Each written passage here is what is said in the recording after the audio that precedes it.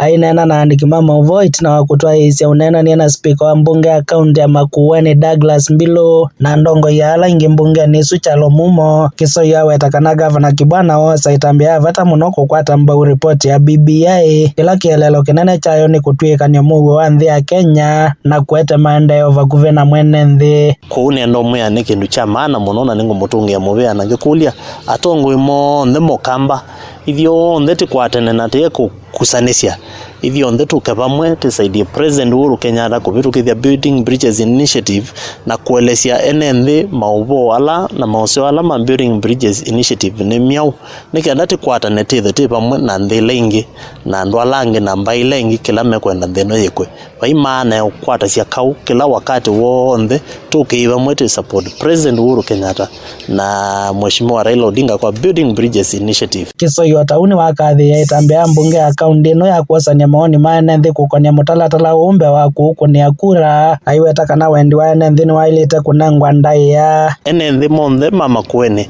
metigila ni mekunga Building Bridges Initiative koko na koucha kwa kiikwea County Assembly ya Makueni kana titina wona ni tumaunga mukono na maikara tokea kino na majandelea ni muswada uzumese kana ni muswada ukateithia nthino ti muswada wetete wa kwania nthini muswada wetete undu President wetu Uhuru Kenyatta no twa wa kwenda kwarania andu manthino